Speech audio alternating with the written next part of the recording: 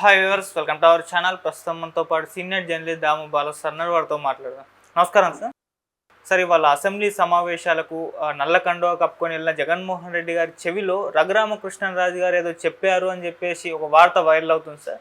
నిజంగా మరి రఘురామకృష్ణరాజు గారు ఆయన చెవిలో చెప్పారా, ఏం చెప్పుకుంటారు, మరి దానికి జగన్ గారి రియాక్షన్ ఏ విధంగా ఉంది సార్? రఘురామకృష్ణరాజు ఇంట్రెస్టింగ్ గై. ఆయన ఎప్పుడు ఏదో ఒక ఆరోపణలో వార్తల్లో ఉంటాడు. జగన్ మీద ఆయనకున్న కోపం అనేది ఇవాళది కాదు, గత 5 ఏళ్ళ నుంచి మనం చూస్తున్నాం. ప్రతి సందర్భంలో జగన్ మీద అసలు ఆయన ఏకైక జీవిత లక్ష్యమే జగన్ని వ్యతిరేకించడం తప్ప ఇంకోటి లేదు అన్నట్టుగా ఆయన ప్రవర్తించారు. దాదాపు డైలీ ఆయనలాగా అసలు అంతసేపు మీడియాలో కనిపించిన ఇంకొక వ్యక్తి ఆంధ్రప్రదేశ్లో ఎవరు ఉండరు. 24 అవర్స్ మీడియాలోనే ఉండేవాడు. డైలీ అయితే ఖచ్చితంగా రచ్చబండనో ఇంకొకటి మాట్లాడుతూనే ఉన్నాడు.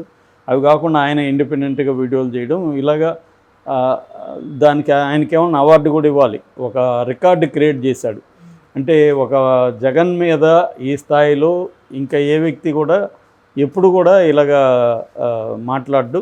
అటువంటిది ఇవాళ వాళ్ళిద్దరూ అసెంబ్లీలో ఎదురుపడ్డం, రఘురామకృష్ణరాజు జగన్ చెవులు ఏదో చెప్పడం, ఈయన సీరియస్గా రియాక్ట్ అవ్వడం, ఇది పెద్ద ఎత్తున వైరల్ అయిపోయింది. ఇవాళ అందరూ మిగతా అన్ని విషయాలను పక్కన పెట్టి ఇవే చూస్తున్నారు ఈ న్యూస్ని.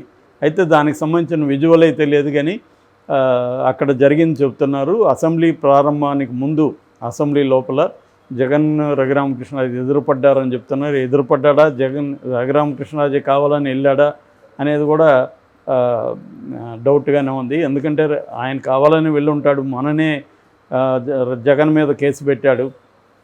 తనని హింసించమని, టార్చర్ చేయమని జగన్ చెప్తేనే సిఐడి వాళ్ళు తనని తీసుకెళ్ళి టార్చర్ చేశారు. అందుకని అంత వేగంగా కదిలారు, నన్ను తీసుకెళ్ళి టార్చర్ చేశారు. అవన్నీ కూడా జగన్ వీడియో కాల్లో వింటూ ఎంజాయ్ చేశాడు. ఇవన్నీ ఆయన అంతకుముందు చెప్పాడు, ఇప్పుడు చెప్పాడు. సో అప్పుడేమో నేను కళ్ళకు గంతలు కట్టేశారు, ఎవరు కొడుతున్నారో అనేది నేను చూడలేదన్నాడు. ఇప్పుడేమో ఎవరెవరు కొట్టారు పేర్లతో కూడా చెప్పాడు. సో దాని మీద కేసు ముందుకెళ్ళలేదని కూడా నిన్న గుంటూరు ఎస్పీని కూడా కలిసి రఘురామకృష్ణరాజు ముందుకు తీసుకెళ్ళమని చెప్తున్నాడు. ఈ కాంటెక్స్లో రఘురామకృష్ణరాజు కావాలనే జగన్ దగ్గరికి వెళ్ళి అతని చెవులో ఏదో చెప్పాడు. కొన్ని నిమిషాల పాటు వాళ్ళిద్దరి మధ్య ఏదో చర్చ జరిగింది. దాని తర్వాత సీరియస్గా రియాక్ట్ అయ్యాడు జగన్ అని అంటున్నారు. మిగతా వివరాలు బయటికి రావాలి. మేబీ నాకు తెలిసి రఘురామకృష్ణరాజు మామూలుగా చాలామంది లేడీస్ గురించి చెప్తుంటారు.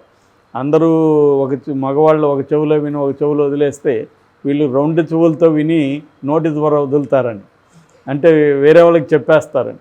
అలాగే రఘురామకృష్ణరాజు నోట్లో కానీ కడుపులో కానీ ఏది దాగదు, ఆయన చెప్పేస్తారు.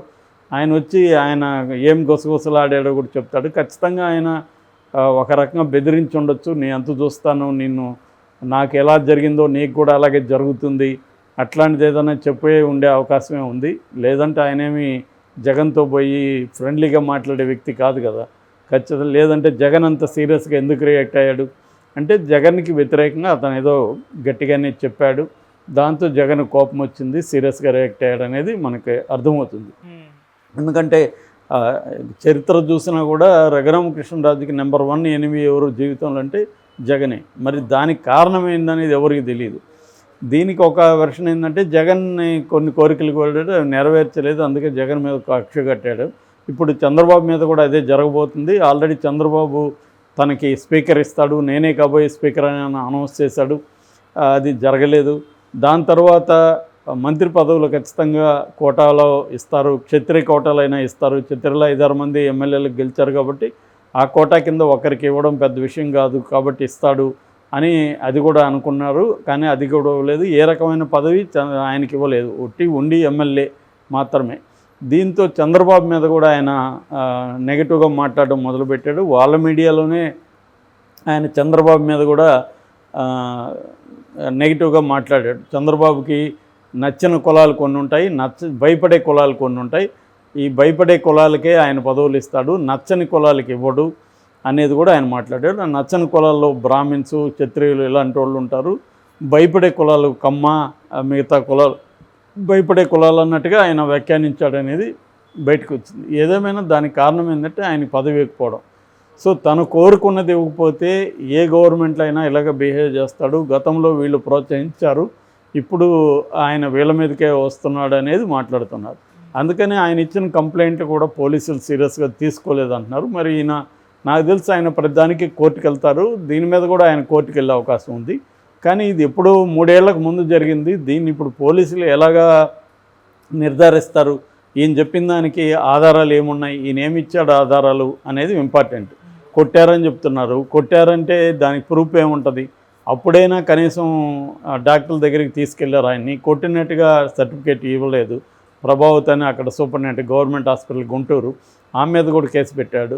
ఇలాంటి మామూలుగా కూడా సహజంగా చాలామందికి జరుగుతుంటాయి. ప్రజలకి వాళ్ళు ఏం చేస్తారు, పోలీసులు కొడతారు, కొట్టినప్పుడు వీళ్ళకి రేపు చనిపోతారు, చనిపోయినాక పోస్ట్ మార్టంలో ఏం చెప్తారు, ఇతనికి ఏదో స్ట్రోక్ వచ్చి చనిపోయినాడు, ఇంకోటిదో చెప్తారు తప్ప పోలీసుల దెబ్బల వల్ల చనిపోయినాడని పోస్ట్ మార్టంలో డాక్టర్లు చెప్పరు. ఎందుకంటే డాక్టర్లు కూడా పోలీసులకి యాంటీగా మాట్లాడడానికి వాళ్ళకి భయం ఉంటుంది ఒకటి. రెండోది, వాళ్ళకి డబ్బులు ఇచ్చో పరపతిని ఉపయోగించో వాళ్ళ దగ్గర చెప్పిస్తారు. నిన్న కూడా నంద్యాల ముచ్చుమర్రి బాలిక మిస్సింగ్ కేసులో అందులో ఒక అనుమానితుడని దళితుడిని కొట్టి చంపేశారు పోలీసులు.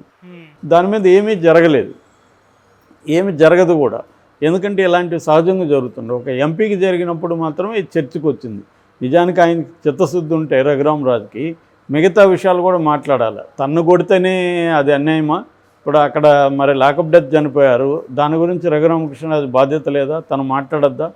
సో అవి కూడా మాట్లాడినప్పుడే ఆయనకు బాధ్యతాయుతమైన ఎమ్మెల్యే అవుతారు తప్ప తనకి జరిగిన అన్యాయం మాత్రమే మాట్లాడితే లాభం లేదు.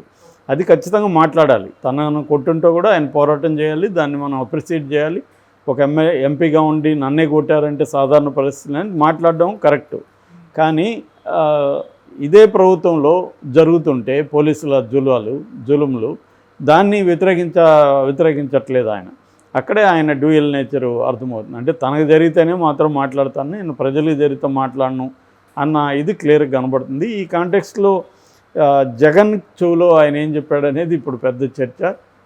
ఆయన సరదాగా మాట్లాడేదన్నా ఉంటే జగన్ కూడా నవ్వుకునేవాడు, కానీ అట్లా లేదు. ఏదో సీరియస్గానే రియాక్ట్ అయ్యాడంటే ఆయన ఖచ్చితంగా మామూలుగా అయితే ఆయన స్వభావాన్ని మనం స్టడీ చేస్తే నాకు ఎలాగ జరిగిందో నీకు కూడా అలాగా పోలీస్ స్టేట్మెంట్ త్వరలోనే జరుగుతుంది, నిన్ను కూడా చితగొడతారు పోలీసులు చూస్తూ ఉండు అనేది ఏదో చెప్పుంటే అవకాశమే ఉంది. ఎందుకంటే నాకు జరిగింది కాబట్టి నీకు కూడా జరుగుతుంది, ఇప్పుడు మా వంతు వచ్చింది, నీ సంగతి చూస్తామని. నిజంగా మరి ఆ సంగతి చూసే ఆయనకు అంత సీన్ ఉందా గవర్నమెంట్లో అంటే ఇప్పటివరకు అయితే ఏం లేదు. కనీసం ఆయనకి ఏ మంత్రి పదవి ఉంటే ఆయన ఇన్ఫ్లుయెన్స్ చేయగలిగేవాడు.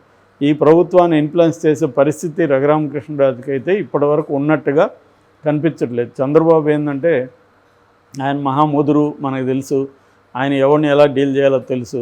సో ఆయన తనకు ఉపయోగపడ్డాడు రఘురామకృష్ణరాజు కాబట్టి అంతవరకే అతనికి మనం ఉపయోగపడదాం అనుకుంటాడు తప్ప నిజంగా రఘురామకృష్ణరాజుని ఆయన హెల్ప్ చేయాలని ఉంటే అతను కోరుకున్న నర్సాపురంలో ఎంపీ సీట్ ఇప్పించగలిగేవాడు చంద్రబాబు. ఆయన పెద్ద విషయం కాదు, ఇప్పించలేదంటే అర్థమవుతుంది కదా. చంద్రబాబుకి ఏంటంటే ఇతని స్వభావం ఏంటి, ఇతను సొంత పార్టీ మీదనే విమర్శలు చేసినాడు, రేపు పొద్దున మనతో ఎలా ఉంటాడు, ఇవన్నీ చంద్రబాబు తెలియదని ఎవరు అనుకోరు. ఆయన ఏంటంటే ఎవరిని ఎక్కడ పెట్టాలి, ఎవరిని ఎట్లా ఉంచాలి అనేది ఆయనకు బాగా తెలుసు. అందుకనే రఘురామకృష్ణరాజుకి ఎటువంటి పదవి ఇవ్వలేదు ఇప్పటివరకు. తనకి ఇంపార్టెన్స్ కూడా ఇస్తున్నట్టు కనబడలేదు. గతంలో కూడా రఘురామకృష్ణరాజుకి తెలుగుదేశం విమర్శిస్తే ఆయన పట్టించుకోదు, ఆయన వైసీపీ మీద విమర్శిస్తే మాత్రమే తెలుగుదేశం మీడియా స్పేస్ ఇస్తుంది తప్ప ఆయన రివర్స్లో చంద్రబాబు మీద మాట్లాడితే ఇవ్వదు. ఏదేమైనా ఇది ఆసక్తికర సన్నివేశంగా మనం చెప్పుకోవచ్చు. Thank you so much.